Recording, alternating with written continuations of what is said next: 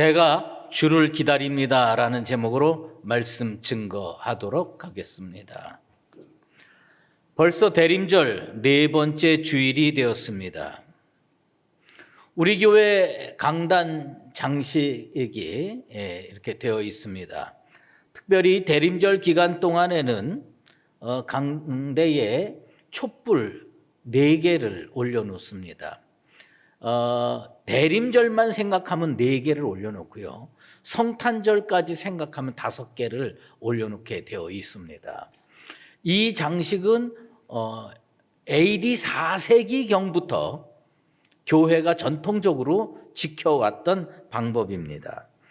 이 땅에 강림하시는 주님을 맞이하기 위해서 정결하고 경건한 마음으로 기다리는 사람들이 빛 대신 주님을 찬양하기 위해서 이렇게 늘 해왔습니다. 이제 6일 후에 예수님께서 유대 땅 베들레헴에 탄생하십니다. 여러분들이 그 탄생하신 주님을 믿음으로 제대로 기다리는 거룩한 하나님의 백성들 되시기를 예수 그리스도의 이름으로 축원합니다. 성탄절에 여러분은 무엇을 기다리고 누구를 기다립니까? 우리는 늘 이 질문을 함에도 불구하고 그릇된 것을 기다리는 경향들이 종종 나타납니다. 어제 모처럼 눈이 내렸습니다. 곧 녹겠지만 그 눈이 온 세상을 하얗게 덮었습니다. 꽤 오래전에 젊은 사람들이 좋아했던 드라마가 하나 있었습니다. 크리스마스에 눈이 올까요? 라는 드라마였습니다. 당시 젊은이들이 무척 즐겨본 드라마였습니다. 그 드라마를 보면서 제가 생각한 것이 있었어요. 그게 뭐냐? 세상 사람들도 성탄절을 참 좋아하는구나. 세상 사람들도 성탄절을 참 기다리는구나. 그런데 문제는 뭐냐면 성탄절을 우리가 생각하는 그것대로 기다리는 게 아니에요. 자기들 나름대로, 자기들 좋은 대로 성탄절을 기다린다는 겁니다. 그들은 화이트 크리스마스를 특별히 기다리더라고요. 그건 왜 그러냐?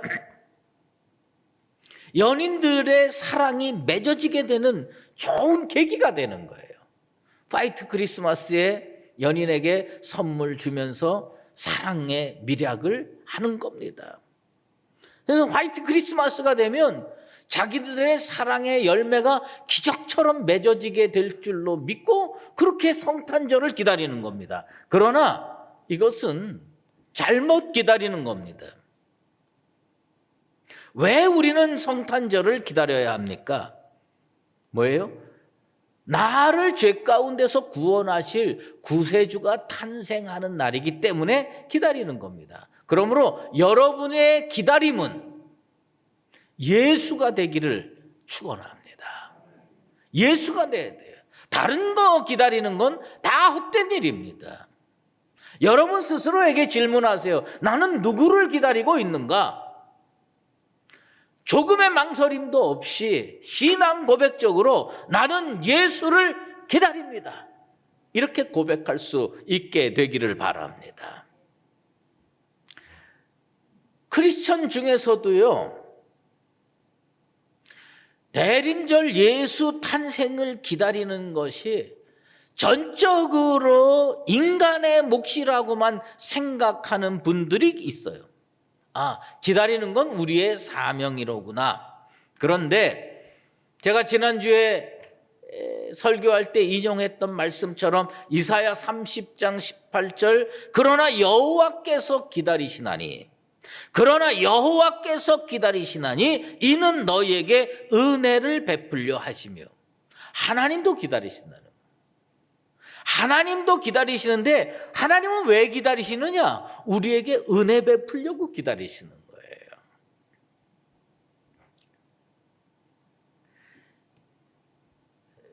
이 성탄절 예수님께서 베들레헴에 태어나십니다.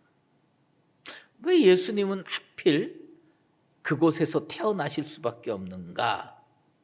그 구조를 우리가 오늘 말씀을 통해서 살펴보려고 합니다. 매우 중요한 것은요, 하나님의 섭리의 작용이 있다. 하나님의 섭리의 작용은 우연이 없습니다. 다 필연인데요. 그것이 한 가지, 두 가지, 우리들 눈에는 이것과 이것이 연결이 안 될 줄 모르지만 그것이 다 연결이 돼서 아하, 하나님께서 그렇게 하셨구나. 하나님께서 그렇게 작정하시고 진행하셨구나.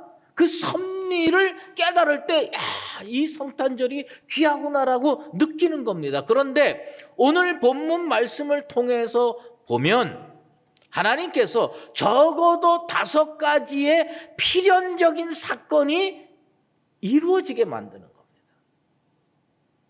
더 많은 사건들이 움직여서 작용하겠지만 오늘 말씀을 통해서만 보면 적어도 5가지의 섭리적 사건이 일어나서 예수님께서 베들레헴에 탄생하시는구나 깨닫게 되는 겁니다.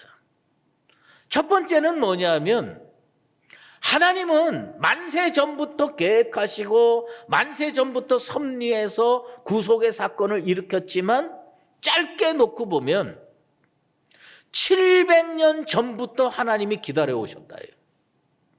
예수 탄생을 700년 전부터 기다리고 오셨다예요. 그것은 무엇을 의미하느냐? 700년 전에 미가 선지자가 미가서 5장 2절에 이렇게 예언을 합니다. 베들레헴 에브라다야, 너는 유다 족속 중에 작을지라도 이스라엘을 다스릴 자가 내게로 나올 것이라. 우리 하나님께서요, 첫 번째 섭리를 무엇으로 하셨느냐? 선지자를 이용하셨어요. 선지자의 예언을 이용하셨어요. 그 사람에게 영감을 주셨습니다. 그런데 미가 선지자는 어떤 사람이냐? 그는요, 유대 땅에서 태어난 사람이 아니었어요. 사마리아에서 태어난 사람이 아니었어요. 블레셋 땅에서 태어났습니다. 블레셋에 5개 큰 성읍이 있는데 그중에 가드라고 하는 땅 모레셋에서 미가 선지자가 태어나서 거기서 자라고 목자로 살았어요. 양치는 목자로 살면서 하나님의 영감을 딱 받습니다. 그리고 그가 미가서 5장 2절에 베들레헴에서 메시아가 탄생할 것을 예언하게 되는 겁니다. 700년 전에 선지자 미가의 입을 성령으로 감동케 하셔가지고 예수 탄생이 베들레헴에서 이루어질 것이라고 예언하게 했습니다. 두 번째, 하나님은 누구를 움직이셨느냐? 700년이 지나서 예수님이 탄생할 즈음에 당시 세계 역사에서 가장 큰 강대국을 만들고 이끌어 가던 가이사 아구스도라고 하는 로마 황제를 움직입니다. 이 가이사 아구스도는 어떤 사람이냐? BC 27년부터 AD 14년까지 약 40년 동안 로마 제국을 다스린 최고의 황제로 알려져 있는 가이우스 옥타비우스 황제입니다. 가이우스 옥타비우스 황제가요, 자기가 통치를 하는데 너무나 광대한 땅에 로마를 중심으로 해서 수많은 속국들이 있어요. 그런데 이걸 명령 하나로 착착착착 통치를 하고 싶은데 그게 잘 안 되는 거예요. 그래서 이 사람 마음속에 무슨 생각을 딱 집어넣느냐면 칙령을 하나 내려서 전 세계에 흩어져 있는 로마 제국과 로마 제국의 속국들을 하나로 묶어야 되겠다. 그래서 뭘 결심하게 만드느냐 하면 인구조사를 해야 되겠다. 로마 황제 가이사 아구스도가 칙령을 하나 내립니다. 그게 오늘 1절 말씀에 천하로 다 호적하라. 온 천하 사람들이 다 인구조사를 하라. 그런데 지금처럼 무슨 컴퓨터로 다 해가지고 여기에서 등록하면 저기까지 다 이어지는 게 아니에요. 중요한 것은 로마 황제가 그렇게 칙령을 내렸음에도 불구하고 요세푸스라는 역사학자의 기록에 의하면 어떤 데는 그 칙령대로 인구조사가 잘 이루어진 곳도 있고 어떤 데는 그 인구조사가 전혀 제대로 되지 않은 것도 있다는 겁니다. 그리고 하나님이 이 사람을 왜 움직였느냐? 이 사람이 명령을 내려야 전 세계 속국이 움직이는데 하나님이 원하시는 지역은 어디냐? 유대 땅이에요. 유대 땅이 움직이기를 원하는 거예요. 그러니까 그 다음 사람을 하나님이 움직이십니다. 그 다음 사람이 누구냐 하면 수리아 총독 구레뇨입니다. 이 수리아 총독 구레뇨는 로마 황제가 천하로 호족하라는 이 칙령을 딱 붙들고 이걸 자기 정치적으로 잘 이용하기를 원했어요. 정치적으로 이용하기를 원해가지고 뭐예요? 인구조사를 통해서 사람이 어디서 사는지 어디 출신인지를 다 파악하기를 원했고 그 다음으로 이 사람이 뭐냐면 자기 권력을 강화하기 위해서 세금을 좀 더 많이 걷어야 되겠다. 그러니까 세금 걷을 자료로 이 기회를 이용을 하는 겁니다. 그래서 영어 성경을 읽어보면 어떤 성경에는 이 구레뇨가 센서스 인구조사를 했다고 번역하는 데가 있고요. 어떤 곳에서는 텍싱 세금을 걷기 위해서 이 일을 했다. 호적 정리를 했다라고 기록한 성경이 있습니다. 무엇을 의미하느냐? 어쨌든 이 구레뇨라고 하는 사람은 아구스도의 칙령을 자기의 것으로 만들어서 내가 통치하는 지역은 싹 다 정리해서 세금을 많이 걷어야 되겠다. 그 사람은 그렇게 움직이는 거예요. 그러니까 이 사람들 머릿속에 예수는 없어요. 알지도 못하는 거예요. 그런데 하나님께서 미가 선지자를 움직이셨고 하나님께서 아구스도를 움직였고 구레뇨 총독을 움직였습니다. 그러니까 이것이 어디에서 잘 집행이 됐느냐? 거의 유일하게 유대 땅, 이스라엘 땅에서 호구조사가 제대로 이루어지게 되는 겁니다. 베들레헴이라고 하는 곳은 요셉의 고향은 아닙니다. 요셉의 고향은 나사렛입니다. 나사렛에서 태어났고 나사렛에서 자랐고 나사렛에서 목수하고 나사렛에서 마리아를 만났습니다. 그런데 베들레헴은 누구의 고향이냐? 베들레헴은 다윗의 고향이었습니다. 다윗의 고향이에요. 이 다윗의 증조부 보아스가 룻을 만납니다. 룻을 어디에서 만나느냐? 베들레헴에서 만납니다. 나오미가 며느리 룻을 데리고 베들레헴으로 돌아와서 거기서 만나가지고 오벳을 낳고 오벳이 이새를 낳고 이새가 다윗을 낳는 겁니다. 그러니까 이곳은 누구의 고향이냐? 다윗의 고향입니다. 여러분, 다윗이요 베들레헴을 얼마나 좋아하고 베들레헴을 얼마나 사모했는지 모릅니다. 블레셋하고 전쟁을 할 때 다윗이요 그 베들레헴을 누가 점령하고 있었느냐? 블레셋 사람들이 점령을 하고 있었어요.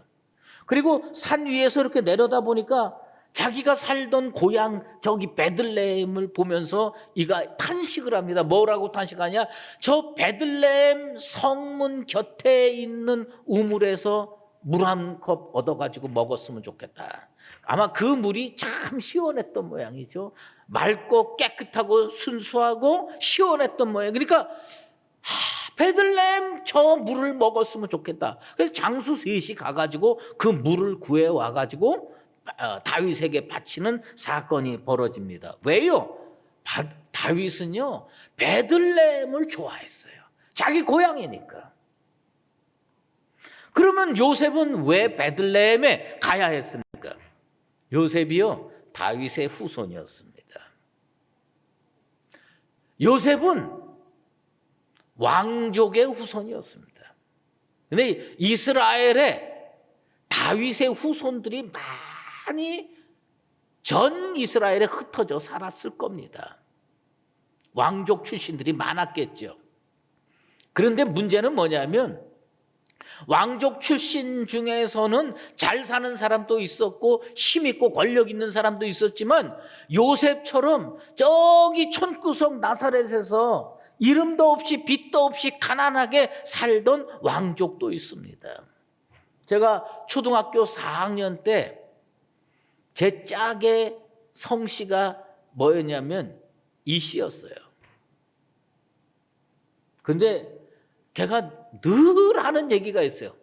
제가 볼 때는 정말 별 볼 일 없는 친구예요. 뭐 공부도 못하고 얼굴도 못생기고 뭐 하여튼 그런 친구예요. 그런데 늘 저한테 강조하는 게 있습니다. 자기는 그 조선 왕조의 무슨 대군파고 뭐 그러면서 자기는 왕족의 후손이라는 겁니다. 걔가 그걸 어떻게 알겠어요? 자기 아버지가 맨날 밥상에 앉아가지고 우리가 지금은 이렇게 살아도 말이야. 우리가 이게 저 왕족의 후손이다. 그러니까 별 볼 일 없어 보이는데 그 친구는 맨날 점심시간 뭐 이렇게 해서 밥만 먹으면 맨날 저한테 하는 얘기가 뭐냐면 자기는 왕족의 후손이라는 거예요. 나는 그때 왕족의 후손이 정말 별 볼 일 없구나라는 걸 그때 깨달았어. 근데 중요한 것은 뭐냐면 요셉이 뭐냐? 왕족의 후손이에요. 다윗 왕족의 후손인데 진짜 별 볼 일 없는 거예요. 저기 나사렛 총구석에서 사는데 이 사람 왜 베들레헴에 가야 했느냐? 호적 정리하라고 하니까 어디로 가냐? 본적지 찾아가는 거예요. 지금은 나사렛에 살아도 지금은 진짜 못 살고 별 볼 일 없는 존재로 살아도 이 사람은 그래도 핏줄이 왕족의 후손이기 때문에 원적지를 찾아가는 거예요. 본적지를 찾아가는 게 어디요? 다윗의 고향 베들레헴을 찾아가는 겁니다. 그러면 이 요셉은 왕족이라서 찾아간다고 합시다. 왕족의 후손이어서 찾아간다고 해요. 그럼 마리아는 왜 찾아갔을까? 마리아는요 요셉과 약혼했습니다. 그런데 성령의 그 통지를 통해서 수태고지를 통해서 마리아는 하나님의 아들을 잉태합니다. 그것을 요셉에게도 하나님께서 통지해 주십니다. 그러니까 요셉은 그걸 다 이해했지만 세상 사람들이 그걸 어떻게 이해를 합니까? 그리고 이 마리아는 거의 만삭이 돼서 오늘날 하는 그런 정도가 됐습니다. 마리아를 나사렛에다가 그냥 놔두고 그 당시 호족할 때 대부분 남자만 움직였다는 거예요. 그런데 거기다 놔두고 요셉만 움직이면 어떻게 되느냐? 아마 거기에서 손가락질 당하고 잘못하면 저 결혼도 안 한 저 여자가 임신했다 그래서 돌멩이 세례 받아가지고 죽을지도 모르는 거예요. 그러니까 요셉이 이 마리아를 데리고 갈 수밖에 없는 상황이 된 거예요. 데리고 갈 수밖에 없어요. 만삭의 몸이어서 매우 움직이기가 어려웠지만 데리고 갈 수밖에 없었습니다. 자, 우리는요 여기에서 아주 간단하게 5가지 정도 하나님께서 필연적으로 베들레헴으로 갈 수밖에 없는 요인을 발견합니다. 700년 전에 미가 선지자의 예언, 정치적 안정을 꾀해서 인구조사를 명령한 아구스도, 그리고 자기가 권력을 단단히 세우기 위해서 세금을 더 걷기를 원했던 구레뇨 수리아 총독, 그 다음에 다윗의 후손인 요셉, 그리고 돌 맞아 죽을지도 모를 위험에 놓여 있는 마리아, 이렇게 5가지가 필연적으로 돌아가면서 어디를 향하고 있느냐? 베들레헴을 향할 수밖에 없는 겁니다. 우리는 이것을 뭐라고 부르냐? 하나님의 섭리라고 부르는 겁니다. 우리가 믿고 있는 예수 탄생의 사건이 하나님이 움직이지 않고서는 이루어진 게 없다 이거예요. 하나님께서 움직이셨다는 거예요. 하나님께서 섭리하셨다는 거예요. 700년 전부터 섭리하시고 로마 황제를 움직이게 하시고 수리아 총독을 움직이게 했고 거기에다가 요셉과 마리아까지 움직이도록 만든 것입니다. 나사렛에서 베들레헴까지 몇 킬로냐? 145km 정도의 거리였습니다. 마리아는 만삭의 몸이었습니다. 필연적인 이유가 아니었으면 움직일 계제가 아니었습니다.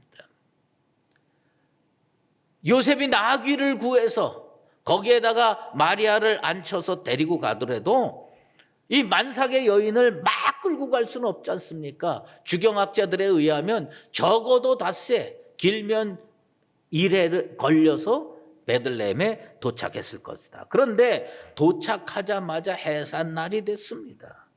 묵을 여관이 없었습니다. 지금 베들레헴 가보면요, 참 상당히 큰 도시입니다. 그런데 기록에 의하면 예수님 탄생할 당시에 베들레헴의 인구가 몇 명이었느냐? 1000명이 안 됐다는 겁니다.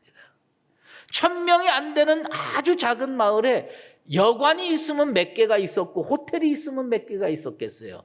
그저 작은 여관 한두 개가 있을까 말까 한 작은 마을이었어요.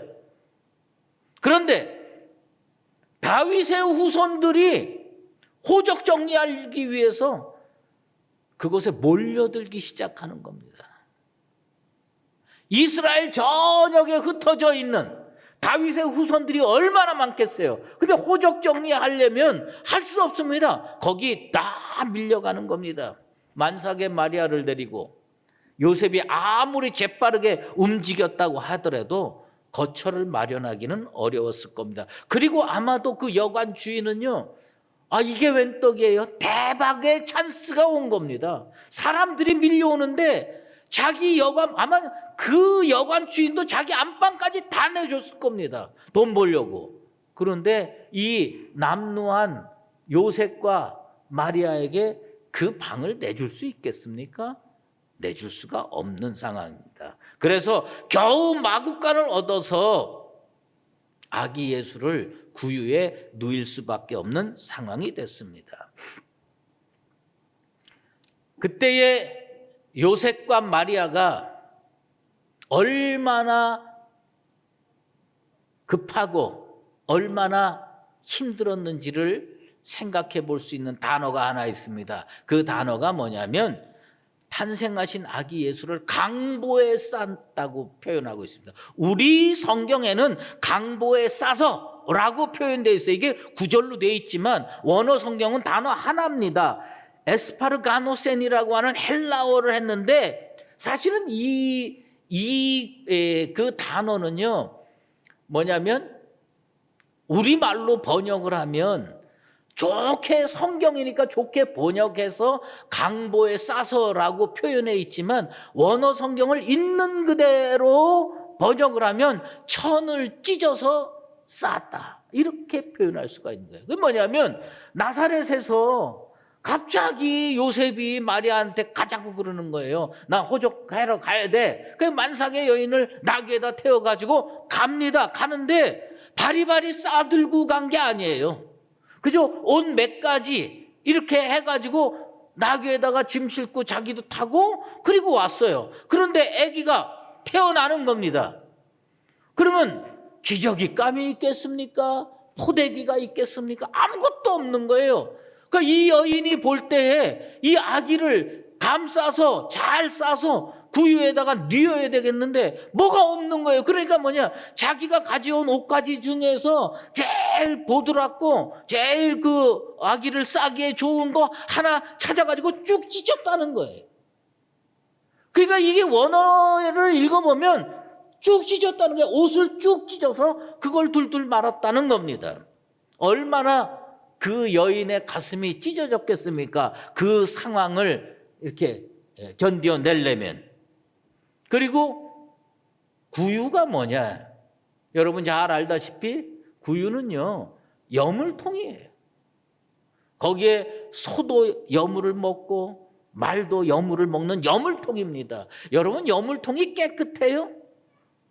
여물통이요, 거기 쾌쾌한 냄새가 나고 시큼한 냄새가 나고 버러지도 꼬이고 그런 거예요. 그러니까 아마 그 여물통에 그대로 하진 않았을 겁니다. 요셉이 물로 씻고 그 다음에 걸레로 닦고 말리고 다 하고 거기에다가 아마 마른 집을 구해다 놓고 쫙 해서 침대처럼 자그마하게 만들어 놓고 그 위에 아기 예수를 이 여인이 마리아가 천을 쭉 찢어가지고 둘둘 말아서 거기에다가 놨다고 하는 것을 이야기하는 겁니다. 주님이 이렇게 오신 거예요. 주님이 우리에게 이렇게 오신 겁니다. 그런데 우리는 그 주님을 어떤 자세로 기다리는 거냐요. 예수님 탄생하실 때는 그래도 마구간이라도 남아 있었습니다. 지금 우리가 사는 걸 보면요, 우리는 그 당시의 상황에 비하면 몇십 배, 몇백 배 잘 사는 거죠. 그럼에도 불구하고 우리들은 과연 예수님을 내 인생에 모실 준비가 되어 있느냐예요. 예수님을 내 가정에 모실 준비가 되어 있느냐. 오늘 우리에게 주어진 영적 과제가 있습니다. 이 대림절을 보내면서 우리에게 주어진 영적 과제는 탄생하실 예수님을 당신 인생에 모실 준비가 되어 있느냐라는 거예요. 유대 땅 베들레헴이 왜 유명해졌습니까? 1000명도 안 사는 조그마한 마을이었지만 예수님 탄생하니까 유명해진 겁니다. 우리 같은 보잘것없는 인생이요, 예수님 모시면 우리 인생은 저 천국에서 그 어떤 인생보다 빛나게 될 줄로 믿습니다. 그러니까 뭐냐면 우리는요, 유대 땅 베들레헴이 유명해진 이유가 있습니다. 그 이름 모를 여관집 주인이 왜 유명해졌습니까? 예수님 때문에 유명해진 거예요. 똑같은 원리입니다. 우리는 주님을 모실 준비가 되어 있고 주님을 내 인생 가운데, 내 심령 가운데 모시면 우리 하나님이 너무너무 고맙고 감사해서 여러분들 은혜 주시고 축복 주시게 될 줄로 믿습니다. 이 대림절 기간에 우리가 해야 할 일이 있습니다. 내 심령을 회개하라요. 깨끗하게 회개하라요. 그래서 예수님을 내 마음의 보좌에 모셔드릴 수 있는 나와 여러분 되시기를 주의 이름으로 축원합니다. 하나님도 700년을 기다리셨습니다. 우리 그저 일주일 기다리는 건 뭐 그렇게 어렵다고. 마음 문 열고 탄생하실 예수님을 모셔드려서 남은 평생 기쁨으로 충만하여 살아가는 거룩한 성도가 되기를 바랍니다. 여러분, 목사님이 기다려야 됩니다. 장로님이 기다려야 됩니다. 교회가 기다려야 됩니다. 이거 다 틀린 얘기입니다. 우리가 다윗에게 배워야 할 자세가 있어요. 다윗에게 배워야 할 신앙 자세가 있는데, 다윗이 시편을 쓰는데 어떤 시편은 어떤 사건과 관련된 시편이 있고요, 어떤 시편은요 자기 인생 전체의 신앙 고백적 입장으로 쓰여진 시편이 있습니다. 시편 25편은요 어떤 사건과 관련된 시편이 아니고요, 자기 인생 전체를 통해서 신앙 고백적으로 표현해 놓은 시편입니다. 그런데 그 시편 25편 5절에 보면 이런 말씀이 나옵니다. 주는 내 구원의 하나님이시니 내가 종일 주를 기다리나이다. 다윗은요 어떤 자세로 살았느냐? 하나님이 자기의 구원의 하나님이심을 알고 매일 종일 주님을 기다리며 살았습니다. 그는 가만히 앉아서 기다린 것이 아닙니다. 자기가 할 수 있는 최선을 다해서 하나님을 섬기면서 기다렸습니다. 우리가 이 대림절 기간에 어떤 고백을 이 대림절에 해야 되느냐? 누가 기다립니다. 누가 기다려야 합니다. 이게 아닙니다. 내가 주를 기다립니다. 따라해 보십시다. 내가 주를 기다립니다. 여러분 입술의 고백, 여러분의 진실한 신앙 고백 되기를 원합니다. 이번 대림절 기간에 성탄을 준비하면서 주님 걱정하지 마십시오. 제 마음을 비워놨습니다. 제 인생의 보좌를 비워놨습니다. 주님 이 땅에 오시려거든 제 마음에 오십시오. 제 마음에 오셔서 제가 준비해 놓은 이 마음의 보좌 위에 구유를 마련하시고 거기에 탄생해 주시옵소서. 누가 기다려야 되느냐? 내가 기다려야 되는 겁니다. 예전에 읽었던 우화 하나를 소개하도록 하겠습니다. 여러분도 다 잘 아는 이야기지요? 러시아의 한 작은 마을에 착하고 성실한 구두 수선공이 살았습니다. 파파파노 할아버지였습니다.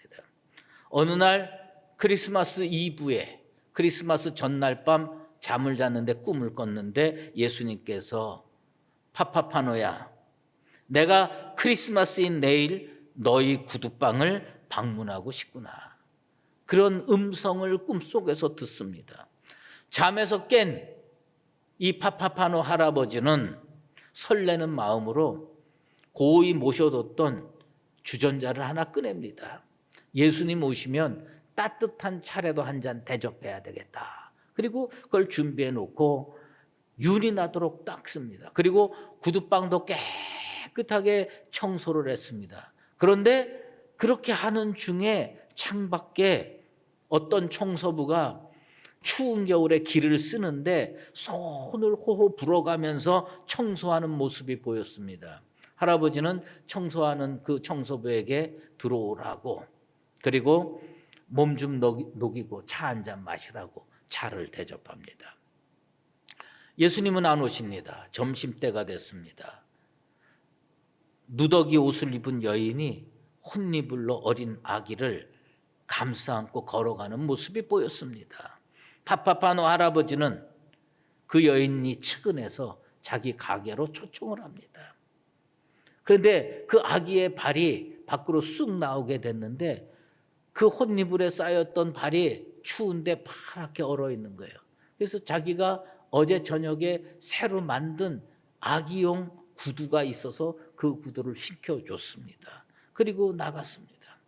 어느새 저녁에 해가 뉘엿뉘엿 지게 됐습니다.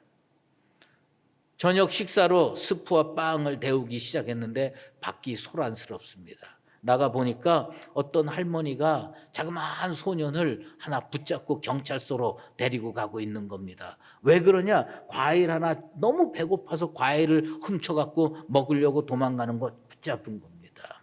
이 파파파노 할아버지가 그 할머니에게 내가 대신 값을 지불해 주겠다. 그리고 용서를 받고 그 아기를, 그 소년을 데리고 들어와서 빵과 수프로 먹이고 보냈습니다. 근데 예수님 오시지 않았습니다. 예수님께서 음성으로 다시 파파파노에게 말씀했습니다. 파파파노야, 너는 오늘 나를 3번 보았고 영접했다. 나는 오늘 내 가게에 3번 방문했다. 한 번은 청소부로, 2번째는 아기를 아는 여인으로, 3번째는 과일을 훔친 소년으로. 그때마다 너는 나에게 따뜻한 사랑을 베풀어 주어서 정말 감사하구나. 파파파노 할아버지는 그해 자기 인생 최고의 성탄절을 보내고 있었습니다. 요즘 우리는 정말 어려운 여러 가지 이유로 힘들게 살아가고 있습니다. 이 힘든 시절을요, 우리가 예수 믿는 신앙을 가지고 있기 때문에 견디고 이겨낼 수가 있는 겁니다. 어려운 시절에 신앙 가진 것 자체가 나는 축복이라고 확신하고 있습니다. 신앙이 우리를 살게 해주고요. 믿음이 우리를 견디게 해주고요. 하나님 붙들고 사는 게 우리를 이기게 해줍니다. 이 대림절, 여러분의 신앙 고백은 무엇입니까? 이번 대림절 우리의 신앙 고백은 주님, 편안히 강림하십시오. 제가 주를 기다리겠습니다. 여러분 심령을 깨끗하게 회개하고 마음의 보좌를 깨끗하게 준비해서 탄생하신 아기 예수를 마음에 품고 남은 평생 은혜 가운데 살아가는 나와 여러분 되시기를 예수 그리스도의 이름으로 축원합니다. 기도하겠습니다. 하나님 아버지, 유대 땅 베들레헴에 예수께서 탄생하셨습니다. 오늘 누가의 말씀을 통해서 우리는 적어도 5가지 이상 필연적인 하나님의 섭리의 작용이 있었다는 것을 살펴봤습니다. 700년 전에 미가 선지자로 베들레헴 땅에 메시아가 탄생할 것을 예언하셨고, 로마 황제 아구스도를 통해서 인구 조사를 하게 만드셨고, 시리아 총독 구레뇨를 통해서 그가 세금을 걷기 위해서 인구조사를 강행하게 만드셨고, 그로 인하여 다윗의 후손이었던 요셉이 베들레헴을 찾아가게 만들었고, 돌 맞을 위험에 있었던 마리아가 따라갈 수밖에 없는 상황을 만드셔서 예수 그리스도를 베들레헴에 탄생하게 하셨습니다. 이 예수 그리스도가 바로 나의 죄를 위해서 이 땅에 오신 메시아이고 그리스도인 줄로 믿습니다. 아버지 하나님, 이제 이 21세기에 무엇으로 우리의 신앙을 고백하겠습니까? 그들이 예수 맞이해야 된다. 교회가 예수를 맞이해야 한다. 그런 것이 아니라 내가 주를 기다리겠습니다. 내가 준비하고 주를 영접하겠습니다. 이렇게 고백할 수 있는 우리의 삶이 되게 도와 주시옵소서. 예수 그리스도의 이름으로 기도드리옵나이다. 아멘. 이제는 우리 주 예수 그리스도의 은혜와 하나님 아버지의 극진하신 사랑하심과 성령의 인도하시고 교통하심이 탄생하실 예수님 내 마음에 모시기 위하여 회개하고 정결케 된 마음의 보좌 위에 주님을 기다리며 살기로 다시 한번 작정하는 수유제일교회 모든 믿음의 권속들 머리머리 위에와 주의 피값으로 사신 우리 교회 위에 이제로 영원히 함께 하시옵기를 간절히 축원하옵나이다. 아멘.